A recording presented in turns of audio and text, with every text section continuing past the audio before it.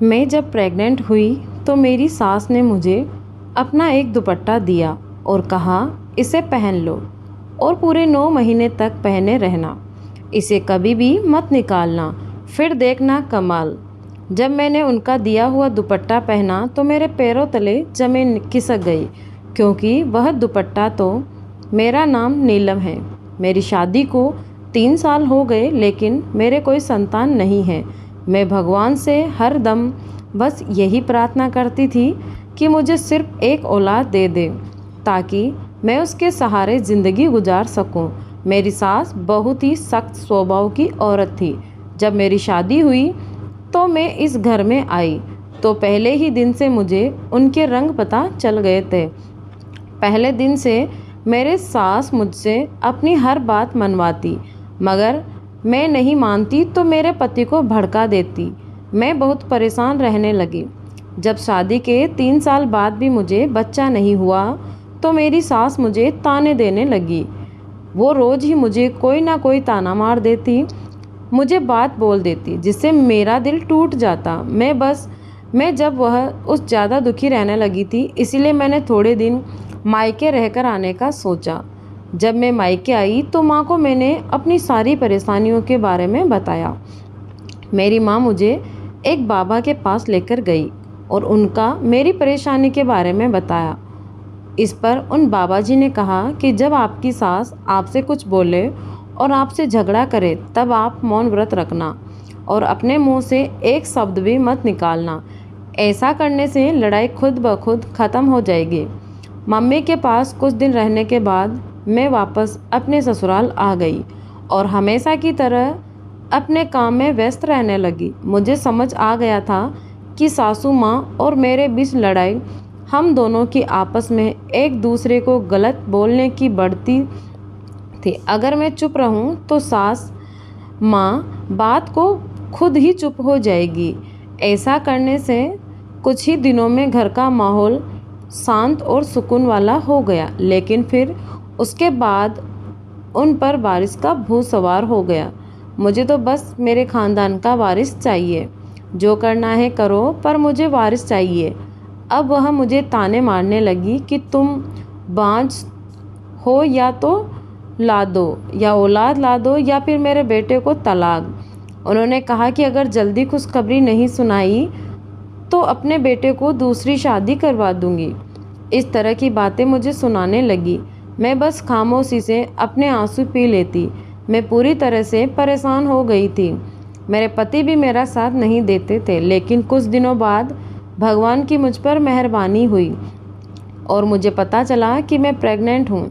जब मेरी सास को इस बारे में पता चला तो वह तो मुझे जैसे 7वें आसमान पर थी। इतना कुछ तो मैंने उन्हें पहले कभी नहीं देखा था। मेरी प्रेगनेंसी के बारे में पता चलने के अगले दिन की बात है। मेरी सास मेरे कमरे में आई और मेरे माथे को चूम कर बोली, मैं बहुत खुश हूँ, तुमने मुझे इतनी अच्छी खबर सुनाई। भगवान की करे हम लोगों पर कृपा ही हो गई। अब बस तुम अपना अच्छे से ख्याल रखना और किसी काम को हाथ मत लगाना। मुझे बस यही चाहिए कि मेरा वारिस सुरक्षित रहे। मैं भी सासू माँ को खुश देखकर बहुत खुश थी और उनकी बातों पर सिर हिलाती रही। तभी सासू माँ ने कुछ ऐसा बोला कि मैं हैरान रह गई। उन्होंने मेरे सामने अपना एक दुपट्टा रख दिया और मुझसे बोली, इस दुपट्टे को हमेशा पहने रहना। यह दुपट्टा तो तुम्हें पूरे 9 महीने तक पहनना है, चाहे कुछ भी हो जाए, इसे उतारना नहीं। मुझे तो सासू माँ की बातें समझ ही नहीं आ रही थी कि यह एक दुपट्टे में 9 महीने तक कैसे पहन सकती हूँ। जब मेरी सासू माँ से पूछा, ऐसा क्यों कह रही है और क्या खास है इस दुपट्टे में, तो उन्होंने मेरे पूछने पर मुझे फटकार दिया और बोली, जैसा कहा है वैसा करो, वरना मुझसे बुरा कोई नहीं होगा। मैं चुप हो गई, लेकिन मैंने मन ही मन में तय कर लिया था कि मैं किसी भी कीमत पर इस दुपट्टे को नहीं पहनूंगी। एक दिन जब मैं अपने पति के साथ बाहर घूमने जा रही थी और हम लोग दरवाजे पर बस पहुँचे ही थे कि सास आई और बोली, तुमने दुपट्टा नहीं पहना। मैं उस समय अपने पति के साथ ही और बाहर जाते टाइम कोई तमाशा करके मूड ख़राब नहीं करना चाहती थी, इसीलिए मैंने दुपट्टा पहन लिया और बाहर चले गए। सास में हर वक्त बस आराम करने को ही बोलती थी। मैं अपने कमरे में बैठे बैठ थक गई थी तो सोचा कि सासू माँ का थोड़ा हाथ बटा दूँ काम में। मैं बस किचन में पहुँची ही थी कि सासू माँ ने मुझे रोक दिया। कहने लगी, तुम आराम करो, यह सब काम मैं देख लूँगी। फिर सासू माँ ने मुझे गहरी नज़र से देखा और बोली कि वह दुपट्टा क्यों नहीं पहना। अभी तुरंत जाकर मैंने अपने कमरे में जाकर दुपट्टा पहन लिया। थोड़ी ही देर में सासू माँ मेरे कमरे में आई चेक करने के लिए कि मैं दुपट्टा पहना है या नहीं। जब सासू माँ मुझे देखकर चली गई तब मैं गहरी सोच में पड़ गई कि सासू माँ ने मुझे अपना दुपट्टा पहनने को क्यों दिया। ऐसा दुपट्टे में जो सासू माँ ने मुझे पूरे 9 महीने तक पहनने को कहा है। मुझे समझ में नहीं आ रहा था कि पूरे 9 महीने तक इस दुपट्टे को कैसे पहन कर रखूँगी। गंदे से दुपट्टे को देखकर मेरा दिल घबरा रहा था। मैं परेशान थी कि सासू माँ ने अपना दुपट्टा क्यों दिया। ऐसे ही करते करते मेरी प्रेगनेंसी का 5वां महीना चल रहा था और मेरे पति काम के सिलसिले में बाहर चले गए। उन्हें वापस आने में 1 हफ्ते का समय लगने वाला था। उन्होंने मुझे अपना ख्याल रखने के लिए कहा और सासू माँ का आशीर्वाद लेकर चले गए। उनके बिना बहुत अकेला महसूस करने लगी। सासू माँ अपने काम में से काम रखती थी। मैं अक्सर यह सोचने में लग जाती कि अगर मुझे पहले बेटी हो गई तो पता नहीं सासू माँ मेरे साथ क्या करेगी। वह तो शायद मुझे इस घर में रहने भी नहीं देगी। सासू माँ रोज़ मुझे देखने आती कि मैं उनका दिया हुआ दुपट्टा पहनती हूँ या नहीं। उनका कहना था कि बस वह दुपट्टा मेरे ऊपर से नहीं उतरना चाहिए। सासू माँ मेरा ख्याल रख रही थी पर वह मुझे कमरे से बिल्कुल बाहर नहीं आने दे रही थी। कहती थी कि तुम बस आराम करो। मैं आराम कर करके थक गई थी और मेरा दिल थोड़ा सा मचलने लगा था तो मैं खुली हवा में सांस लेने के लिए टेरेस पर आ गई। इतने दिनों बाद मैं यहाँ टेरेस पर आई थी। लगभग 7-8 महीने से मैं यहाँ नहीं आई थी क्योंकि मेरी सासू माँ मुझे आने ही नहीं देती थी। वह मेरा ज़रूरत से ज़्यादा ही ध्यान दे रही थी और कमरे में बेड पर बैठे बैठे मुझे घुटन होने लगी थी। जब मैं टेरेस पर आई तो मैंने कुछ ऐसा देखा जिसे देखकर मेरे पैरों तले से ज़मीन निकल गई। मैंने देखा कि सामने वाले तार पर बिल्कुल वैसे ही दुपट्टे टंगे हुए हैं जैसा उन्होंने मुझे पहनने को दिया था और वही पास की टेबल पर कुछ और चीज़ भी रखी हुई थी जिनके बारे में मुझे कुछ पता नहीं था। आज से पहले मैंने यह चीज़ कभी नहीं देखी थी। मैं बड़े गौर से टेबल पर पड़े सामान और तार पर टंगे दुपट्टे को देख रही थी। बेशक यह सब सासू माँ का सामान था पर मुझे यह समझ नहीं आ रहा था कि इतने सारे दुपट्टे क्यों थे। इतने सारे दुपट्टे को देखकर लग रहा था कि सासू माँ ने सिर्फ मुझे वह दुपट्टा नहीं दिया था बल्कि वह और लोगों को भी यह दुपट्टा देती हैं। लेकिन वह दुपट्टे लोगों को क्यों देती हैं? इन दुपट्टों में ऐसा क्या है? यही बात मुझे परेशान कर रही थी। मुझे बहुत बेचैनी हो रही थी और मैं इस दुपट्टे को और बर्दाश्त नहीं कर सकती थी। मैं किसी भी हाल में इस दुपट्टे से पीछा छुड़ाना चाहती थी। इसीलिए मैंने अपनी सास से परमिशन मांगी और बोली, मैं अपनी माँ से मिलने के लिए जाना चाहती हूँ। पहले तो उन्होंने इनकार कर दिया और फिर बोली, अपनी माँ को यहीं बुला लो। लेकिन मेरा उतरा हुआ चेहरा देखकर मान गई और बोली, ठीक है चली जाओ, लेकिन बहुत सावधान रहना और अपना बहुत ख्याल रखना। मैंने कहा ठीक है और अलविदा करके अपने मायके आ गई। मैंने माँ को बताया कि किस तरह सासू माँ ज़बरदस्ती मुझे अपना दुपट्टा पहनने पर मजबूर कर रही है। मेरी बातों से मैं खुद हैरान हो गई थी। यह क्या मामला है? मैंने माँ से कहा कि मार्केट चलते हैं, मुझे किसी भी तरह से इस दुपट्टे से जान छुड़वानी है। माँ मुझे मार्केट लेकर गई और वहाँ से मैंने बिल्कुल वैसा ही दुपट्टा खरीदा जैसा मेरी सास ने दिया था। मैंने खरीदे हुए दुपट्टे को पहन लिया और सास के दिए हुए दुपट्टे को कूड़ेदान में फेंक दिया। अब मेरा मन कुछ शांत सा था। इसके बाद मैं अपने ससुराल आ गई। मुझे इस बात से बहुत अच्छा महसूस हो रहा था कि मेरी उस दुपट्टे से जान छूट गई है। मैंने दुपट्टे को थोड़ा सा ज़मीन पर रगड़ने पुराना कर दिया ताकि वह देखने पर नया ना दिखे। लेकिन मुझे अब ऐसा लग रहा था कि जैसे मैं सांस नहीं ले पा रही। मुझे समझ नहीं आ रहा था कि ऐसा क्यों हो रहा है। तभी मैंने सोचा कि शायद दुपट्टा बदलने की वजह से ऐसा हो रहा है। मैं जब घर आई तो मेरी सास मेरे इंतज़ार में बैठी थी। जैसे ही मैं घर में दाखिल हुई तो उनकी नज़र मेरे दुपट्टे पर टिक गई, यह देखने के लिए कि मैंने उनका दिया हुआ दुपट्टा पहन रखा है या नहीं। जब उन्होंने दुपट्टा देख लिया तो उन्हें तसल्ली हो गई और वह अपना काम करने लगी। लेकिन मेरी जिज्ञासा और बढ़ गई। मेरी सास जब इस तरह से बर्ताव करती तो मैं सोचने पर मजबूर हो जाती थी कि क्या राज है इस दुपट्टे का। अब मैंने सोच लिया था कि मैं यह जानकर रहूँगी कि आखिर क्या सच्चाई है इस दुपट्टे की। लेकिन मेरी सास बहुत चालाक थी। वह मुझे कोई मौका ही नहीं दे रही थी सच तक पहुंचने का। उनकी नज़र हर वक्त बस मेरे ऊपर ही रहती थी। मैंने बहुत दिनों से किसी मौके की तलाश में थी जो मुझे आखिरकार मिल ही गया। एक दिन सासू माँ को उनके किसी रिश्तेदार के घर जाना था। कोई छोटा सा फैमिली फंक्शन था और मेरे लिए तो यह सुनहरा मौका था। सासू माँ जाने की तैयारी कर रही थी और जाते समय मुझे कुछ ज़रूरी बातें बताकर चली गई। उनके जाने के बाद मैं उनके कमरे में आ गई और उनका पूरा कमरा देखने लगी, यह सोचकर कि शायद मुझे उन दुपट्टों के रहस्य के बारे में कुछ पता चल जाए।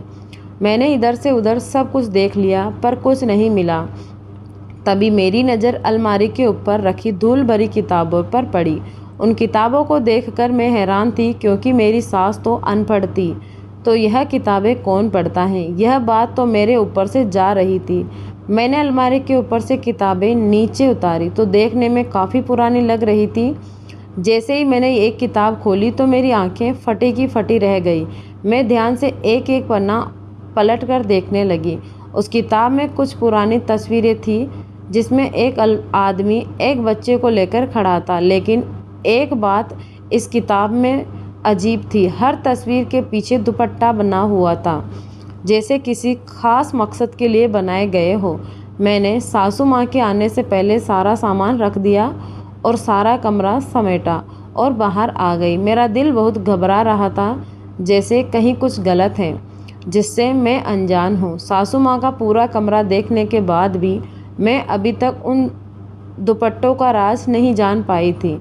इन दोनों का क्या राज है और कौन सी वजह है जिसकी वजह से उन्होंने मुझे अपना दुपट्टा पहनने को दिया है। मैं हर रोज़ अपने भगवान से एक ही चीज़ मांगती थी कि हे भगवान, सब कुछ अच्छा रहे। मेरे परिवार के साथ अपनी सासू माँ को लेकर मेरे मन में अजीब अजीब ख्याल आ रहे थे कि सासू माँ कोई काला जादू तो नहीं करती। थोड़ी ही देर में मेरी सासू माँ वापस आ गई। वह जब से आई थी अपने कमरे में ही बंद थी। मैं यह देखकर बहुत परेशान हो गई थी क्योंकि वह जब से आई थी वह बहुत ही खामोशी से बैठी हुई थी। उन्हें देखकर यह साफ पता चल रहा था कि वह कुछ परेशान है। 1 घंटे बाद खाना तैयार होते ही मैंने माँ को बुलाया, उनके कमरे में आ गई। मैंने सासू माँ को बहुत आवाज़ लगाई लेकिन कोई जवाब नहीं मिला, तो मुझे लगा कि सासू माँ सो रही होगी, इसीलिए मैं वापस आ गई। रात के करीब 11 बजे का वक्त था। मुझे कुछ भूख सी लगी तो मैंने सोचा कि दूध पी लेती हूँ, इसीलिए मैं किचन में दूध गर्म कर रही थी।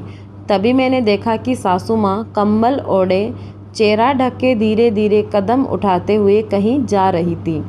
मैंने एक नज़र घड़ी पर दौड़ाई। 11:10 बजे हुए थे।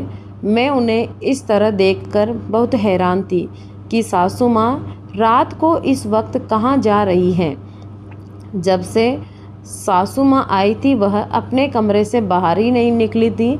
मैंने उनका पीछा करने का सोचा और मैं भी दूध वाला चूल्हा बंद करके उनके पीछे पीछे छुपते छुपाते चलने लगी। सासू माँ रात के अंधेरे में चली जा रही थी। अपना इलाका छोड़कर वह अब किसी सुनसान जगह पर आ गई थी। सासू माँ चलते हुए एक टूटे फूटे दरवाजे के सामने रुकी। उन्होंने इस दरवाजे को खटखटाया तो इसमें से एक आदमी बाहर निकला और वह सासू माँ कुछ बातें कर रहे थे और बात करते करते अंदर चले गए। मुझे कुछ भी समझ नहीं आ रहा था कि आखिर यह सब क्या हो रहा है, यह आदमी कौन है और सासू माँ इतनी रात को यहाँ क्यों आई हुई है। इस तरह छुपते छुपाते मैंने उस मकान की तरफ अपने कदम बढ़ाए और दरवाजे की टूटी हुई दीवार से अंदर झांकने की कोशिश करने लगी। मैं कुछ देख पाती उससे पहले अचानक किसी ने मेरे कंधे पर हाथ रखा। मैं तो एकदम लड़खड़ा गई। मेरी तो मानो जान ही निकल गई, मेरे मुंह से चीख निकल गई। मैंने डरते डरते पीछे मुड़कर देखा तो मैं खो गई। मेरी सासू माँ बिल्कुल मेरे पीछे खड़ी थी और मुझे गुस्से वाली नज़रों से देख रही थी। मैं हैरान होकर सासू माँ को देख रही थी। अभी अभी मेरी ही सामने तो वह अंदर गई थी, तो फिर बाहर कैसे आई। सासू माँ ने बिना कुछ कहे मेरा हाथ पकड़ा और मुझे घर लेकर आ गई। घर आकर वह गुस्से में मुझ पर चिल्लाने लगी, क्या करने गई थी तुम वहाँ? मेरा पीछा करने की हिम्मत कैसे हुई तुम्हारी? घर तो संभाला नहीं जाता और तो और मेरी जासूसी करने चली हो।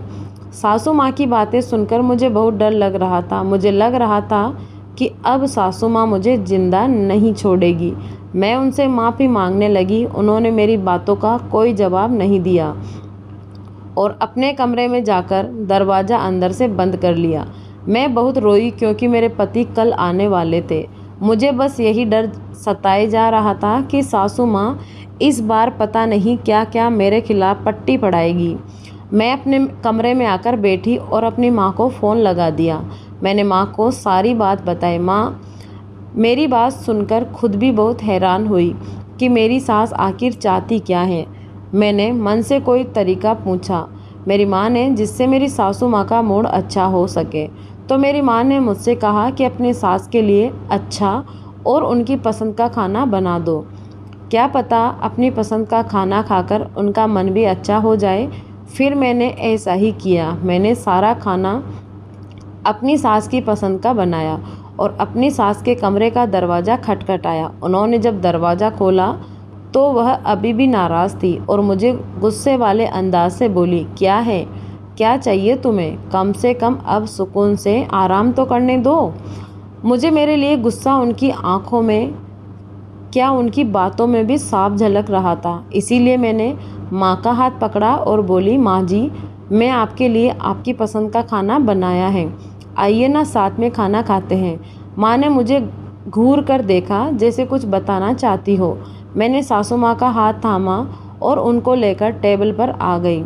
मैं सासू माँ के प्लेट में पनीर बटर मसाला निकाल लाई ही था कि तभी किसी ने दरवाज़ा खटखटाया। मैं उठने ही वाली थी तो सासू माँ कहने लगी, तुम रुको मैं देखती हूँ। जब दरवाज़ा खोला तो सामने मेरे पति खड़ी थे। मैं जब उन्हें देखा तो कहा, बिल्कुल सही समय पर आए हैं आप। हम लोग बस खाना खाने की तैयारी ही कर रहे थे, आप भी साथ में खा लीजिए। यह बोलकर मैं खाने की प्लेट लगाने लगी, लेकिन वह फ्रेश होने का बोलकर कमरे में चले गए। अंदर से मेरा दिल बहुत घबरा रहा था। अब न जाने सासू माँ क्या कहेगी इनको। जब यह वापस आए तब हम सबने साथ में मिलकर खाना खाया और मेरे पति अपने सफ़र की बातें बताने लगे, लेकिन मैं उन सब से बेखबर अपने ख्यालों में ही खोई हुई थी। मैं अपने कमरे की तरफ बढ़ने ही वाली थी कि सासू माँ ने मुझे पकड़कर वहीं बिठा दिया। उनकी यह हरकत से मैं बहुत डर गई क्योंकि मैं जानती थी कि सासू माँ अब क्या करने वाली हैं। वह अपने बेटे से मेरी शिकायत करने वाली हैं।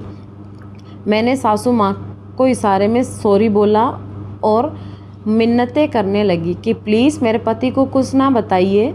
मेरी हालत देखकर शायद उन्हें मुझ पर दया आ गई, इसीलिए उन्होंने मेरे पति को कुछ नहीं बोला।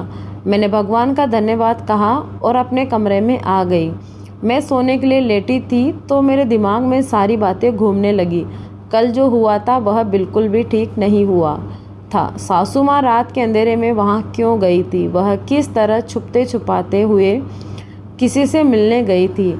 ऐसा क्या है उस घर में? मैं और वह आदमी कौन था जिससे सासू माँ बात कर रही थी? आखिर यह दुपट्टे का राज क्या है? कैसे पता लगाया जाए? मैंने सारी रात करवटें बदलते यही सोचते हुए निकाली। मैंने सुबह होते ही अपना सारा काम निपटाया और अपनी सासू माँ के साथ बैठ गई। जब इस तरह उनके पास बैठ गई तो वह मुझे बच्चों के बारे में बताने लगी। मुझे उनका बच्चों के बारे में इस तरह बताना बहुत अच्छा लगा और मैं बड़े ध्यान से उन्हें सुनने लगी। जब वह बात कर रही थी तो मैंने उनकी आंखों में किसी बात का पछतावा देखा। आज वह पहली बार इस तरह मुझसे कबीर के बचपन की बातें खुलकर बता रही थी। वह अपनी गुजरी ज़िंदगी और कबीर के बचपन के बारे में बता रही थी। मैं उनकी बातों पर मुस्कुराते हुए पेट पर हाथ रख देती। अचानक बात करते करते सासू माँ की नज़र दुपट्टे पर पड़ी तो जैसे ही उन्होंने समय देखा वह तेज़ी से अपने कमरे में चली गई। सासू माँ जब कमरे से बाहर आई तो कहीं जाने के लिए रेडी थी। मैं कल की घटना से डरी हुई थी, इसीलिए मैंने कुछ पूछना ठीक नहीं समझा। सासू माँ तेज़ कदम उठाते हुए घर से निकल गई। मैंने आश्चर्य से उनकी जल्दबाजी को देखा। उनकी हालत बड़ी अजीब थी, जैसे कोई बहुत कीमती चीज़ हो जिसे वह खोना नहीं चाहती थी। मैं हिम्मत नहीं हारना चाहती थी। मैंने अपना हुलिया बदलकर उनका पीछा किया तो मालूम पड़ा कि आज भी सासू माँ उसी घर में आई हैं जहाँ कल रात आई थी। जब मैं इस घर के बारे में जानने को उत्सुक हो रही थी कि ऐसा क्या है इस घर में जो सासू माँ रोज़ आती हैं यहाँ, ऐसी कौन सी कीमती चीज़ है जो यहाँ छुपाई हुई है। मैंने देखा कि लगभग आधे घंटे बाद सासू माँ बाहर आई हैं। मैं घर तो देख ही चुकी थी तो मैंने सोचा कि कल किसी भी हालत में इस घर के अंदर का राज जानकर रहूँगी। मैं सासू माँ के घर पहुँचने से पहले घर पहुँच गई और अपने काम में बिजी हो गई। जब सासू माँ घर आई तो मुझे किचन में काम करते देखकर वह टेरेस की तरफ बढ़ गई। मैंने भी उनका पीछा किया और टेरेस पर आ गई। टेरेस पर आई तो मैंने सासू माँ को टेरेस पर एक कोने में बने स्टोर रूम में गई और वहाँ से मेरे पति के कुछ पुराने कपड़े एक थैले में भर रही थी। मैंने सोचा कि शायद किसी गरीब को देने होंगे। मैं सिर झटक कर नीचे आ गई। सासू माँ का अब यह रोज़ का ही हो गया था। वह कबीर के आने से पहले उस घर में ज़रूर जाती थी और उसके आने से पहले लौट आती थी। फिर एक दिन सासू माँ ने मुझे कुछ ऐसा कहा जिसे सुनकर मुझे ज़ोर का झटका लगा। मेरी सासू माँ ने कहा कि तुम 15 दिन के लिए अपने मायके रुक जाओ। यह पहली बार था जो सासू माँ ने खुद मुझसे कहा था मायके जाने को, वरना अगर कभी मैं ही बोल देती तो मुझे मायके जाना है तो उनकी हालत बिगड़ जाती। और आज तो उन्होंने मुझे इतने दिनों के लिए घर भेज रही हैं। पक्का यहाँ दाल में कुछ काला है। मैंने अपनी सासू माँ को मना करने का मन बना लिया था, पर इससे पहले मैं मना करती कबीर ने मुझे सख्ती से कहीं भी भेजने का मना कर दिया। सासू माँ के मना करने पर सासू माँ कुछ नहीं बोली, पर उनके चेहरे पर परेशानी साफ झलक रही थी। आज मैंने भी अपना मन बना लिया था सासू माँ के पीछे पीछे उस घर में जाने का, क्योंकि मैं इतने दिनों से सासू माँ का यह नाटक देख रही थी। अब मुझे पूरी बात का पता लगाना ही था। मैंने घर के सारे काम निपटा दिए। अब मैं अपने कमरे में जाने ही वाली थी कि तभी मुझे दरवाज़ा खोलने की आवाज़ आई। मैंने घड़ी की तरफ देखा तो वही वक्त था जब सासू माँ उस पुराने से मकान में जाती थी। मैंने ठान लिया था कि आज इन दुपट्टों का और उस पुराने मकान का राज जान कर रहूँगी। सासू माँ के पीछे मैं उस घर में पहुँच गई और घर को देखने लगी। मैं घर की दीवार की आड़ में छुपकर सब देख रही थी। वह घर बहुत ही टूटा फूटा था, बिल्कुल खंडर जैसा। तभी वहाँ सामने मैंने देखा एक शख्स एक तरफ थोड़ा सा खाना रखा था। मैंने यह देखा और मैंने देख रही थी कि तभी मेरी सासू माँ की आवाज़ सुनाई दी, जो एक लड़की जैसे दिखने वाले लड़के को कपड़े दे रही थी। इस लड़की को मैंने देखा तो मेरे पैरों तले ज़मीन खिसक गई। उस लड़की की शक्ल बिल्कुल कबीर की तरह थी, लेकिन वह बहुत अजीब था। उसकी हरकत और चाल चलन बिल्कुल लड़कियों जैसा था। उसे देखकर तो मेरी आंखें खुली की खुली रह गई थी। यह कौन सा अजूबा है। साथ में मैंने देखा कि दुपट्टों का ढेर वहीं पास में पड़ी कुर्सी पर रखा है। अब मुझसे और रहा ना गया और चलकर अपनी सासू माँ के पास आ गए।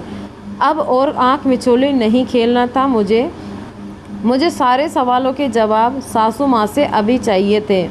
मुझे वहाँ देखकर तो सासू माँ के चेहरे का रंग ही उड़ गया था। मैंने सासू माँ से पूछा, यह सब क्या है? यह लड़का कौन है और आपने इसे यहाँ पर कैद करके क्यों रखा है? मेरी बातें सुनकर सासू माँ सब पका गई। वह अब समझ चुकी थी कि मैं सब जान चुकी हूँ। सासू माँ धड़क से नीचे बैठ गई और फिर बताने लगी, मेरी शादी के 6 महीने बाद ही मेरे सास ने मुझे ख़ानदान के वारिस की फरमाइश करने लगी थी। इसीलिए वह मुझे एक डॉक्टर के पास लेकर गई। उस डॉक्टर ने मुझे कुछ दवाइयाँ लिखी। मैंने उनकी दवाइयों का पूरा कोर्स लिया और मैं प्रेग्नेंट हो गई। मैंने 2 जुड़वा बेटे को जन्म दिया था, लेकिन उनमें से एक बच्चा कुछ अलग था। जब दोनों बच्चे धीरे धीरे बड़े होने लगे तो उसके रहन सहन में बदलाव होने लगे। कबीर हमेशा लड़कों की तरह तैयार होता, पर यह इसको लड़कियों को तरह सजना संवरना पसंद था। जब मेरी सास को यह मालूम पड़ा तो उन्होंने मुझसे कहा, या तो इस गंध को मेरे घर से निकाल दो कर बाहर करो, या फिर खुद भी इसे लेकर यहाँ से चली जाओ। मैं बहुत रो रही थी, बहुत गिड़गिड़ाई, लेकिन उन्होंने मुझ पर जरा भी दया नहीं आई। मेरे पति ने दिन रात मुझ पर जुल्म किया और इसे अपनी औलाद मानने से इनकार कर दिया। मैंने भगवान से प्रार्थना की कि मेरा कोई तो सहारा बने। मेरे पति ने ऐसा बच्चा पैदा करने की वजह से मुझसे तलाक ले लिया था। मैं अपने दोनों बच्चों को लेकर शहर आ गई, लेकिन यहाँ बदनामी के डर से मैंने अपने बच्चे को छुपा कर रखा। दुनिया बहुत ही जालिम है। जब सबको मालूम पड़ा तो उन्होंने मुझे सुकून से ना रहने दिया। वह लोग मेरे नीलेश पर भी ताने कसते। फिर मैंने इस आदमी की मदद ली और अपने बेटे को भगवान का ध्यान करवाने लगी। यह वही आदमी था जिसे मैंने उस रात अपनी सासू माँ से बात करते देखा था। इस घर में मेरे इस बेटे पर भगवान की कृपा है। यह जो भी आशीर्वाद देता है सच हो जाता है। एक दिन मेरी मुलाकात एक गरीब औरत से हुई जिसके 5 बेटियां थीं, पर एक भी बेटा नहीं था। उसको बेटे की चाहत थी। मैंने अपने बेटे से उस औरत को आशीर्वाद दिलवाया और अपने बेटे का पहना हुआ दुपट्टा उसे दे दिया, तो भगवान की कृपा से उसके घर में बेटा पैदा हुआ। तब से मैं ऐसी औरतों की मदद करने लगी जो बहुत मजबूर होती हैं। मैं उनको अपने बेटे से आशीर्वाद दिलवाती हूँ, पर मैं यह सब सेवा भाव से करती हूँ। इसके बदले में कुछ नहीं लेती हूँ। बस मुझे खुशी होती है कि मेरा बेटा किसी के काम आ रहा है, किसी की तकलीफ़ों को कम करने में मदद कर रहा है। इसी तरह से यह सब चलता रहा और जब तुम प्रेग्नेंट हुई तो मैं तुम्हें मेरे बेटे का पहना हुआ दुपट्टा दिया, ताकि तुम्हारी औलाद भी सेहतमंद हो और सब अच्छे से हो जाए, बिना किसी दिक्कत परेशानी के। मैं जब भी किसी को दुपट्टा देती हूँ अपना दुपट्टा बताकर देती हूँ। मैं कभी किसी को भी नहीं बताया कि यह दुपट्टा मेरे बेटे का है। इसके बाद मेरी सास बोली कि मैं तुम्हारे सामने हाथ जोड़ती हूँ, मेरे बच्चे के बारे में किसी को मत बताना। सासू माँ सर ज्ञात देते हुए रो रही थी। मैंने हल्के से उनके कंधे पर हाथ रखा और कहा, माँ जी, मैं बस यह राज जानना चाहती थी, पर इसके पीछे मेरी कोई गलत मंशा नहीं थी। माँ जी का दुख देखकर मेरा दिल आज खून के आंसू रो रहा था और मेरी भी आंखों से आंसू बह रहे थे। पीछे खड़ा कबीर का भाई मुझे डरते हुए देख रहा था। मैंने उसे भी प्यार से अपने पास बुलाया और खूब प्यार किया। मैं सोच रही थी कि लोग बुरे नहीं होते, उनका बुरा बना दिया जाता है। ऐसे लोगों का एक आशीर्वाद आपके रोती हुई किस्मत को आपकी खुश नसीब में बदल सकता है। इन लोगों को भी उसे भगवान ने बनाया है जिसे आम इंसान को बनाया है, तो फिर इनमें और हम में फ़र्क क्यों? बल्कि उनकी इज्जत करनी चाहिए, और इज्जत वही लोग देते हैं जो इज्जतदार होते हैं। मैंने अपनी सास से कहकर कबीर के भाई को अब घर पर ही बुला लिया था और वह भी हम लोगों के साथ हंसी खुशी रहने लगा। दोस्तों, आपकी क्या राय है? क्या ऐसे लोग तिरस्कार के लायक हैं? क्या उन लोगों को अपने परिवार का हिस्सा बताना शर्म की बात है? अपना जवाब हमें कमेंट बॉक्स में लिखकर ज़रूर बताएं। आपकी कहानी पसंद आई है आपको तो इसे लाइक और शेयर ज़रूर करें और चैनल को सब्सक्राइब करना बिल्कुल भी ना भूलें। फिर मिलेंगे एक नई कहानी के साथ। तब तक के लिए धन्यवाद दोस्तों।